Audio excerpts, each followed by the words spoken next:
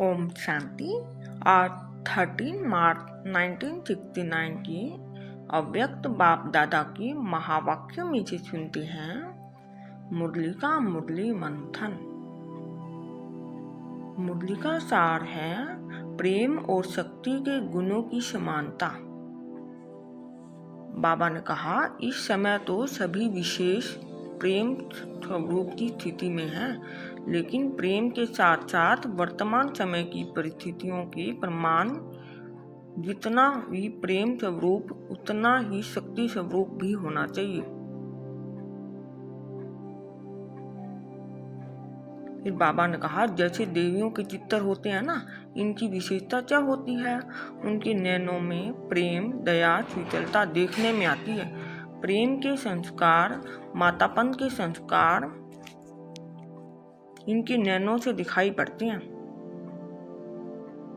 बाबा ने कहा, जैसे देवियों के अस्त्र शस्त्र बैठने का ढंग सवारी दिखाते हैं, वह शक्ति रूप प्रकट करता है, तो ऐसे ही आप शक्तियों में भी दोनों गुण समान होने चाहिए।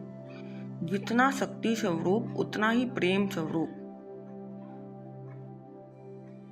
कभी प्रेम की लहर में, कभी शक्ति स्वरूप में स्थित रहते हो। दोनों ही साथ और समान रहें, यह है शक्तिपन की अंतिम संपूर्णता की निशानी।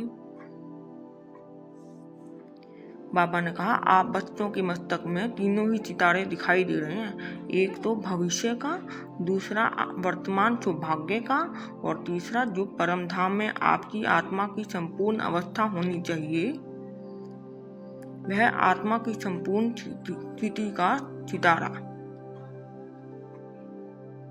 इन तीनों सितारों को देखते रहना। आप अविनाशी संपूर्ण स्थिति में सदैव चढ़ते रहो, ऐसा सितारा बनना है। बाबा ने कहा, संगठन में योग कराओ और बीच बीच में अव्यक्ति रूप में बोलते रहो। कोई का बुद्धि योग यहाँ वहाँ होगा तो फिर अटेंशन खींचेगा। फिर बाबा ने कहा, एक दो के संस्कारों को जान, एक दो के स्नेह में एक दो से बिल्कुल मिलजुल कर रहना है। बाबा ने कहा, वर्तमान समय मुख्य विशेषता यही होनी चाहिए। हर एक महारथी का फर्ज है अपना गुण औरों में भरना। जैसे ज्ञान का दान देना होता है ना, वैसे गुणों का दान करना चाहिए। जैसे ज्ञान रत्नों का दान करते हो, इसलिए महारथी कहलाए जाते हो। ओम शांति।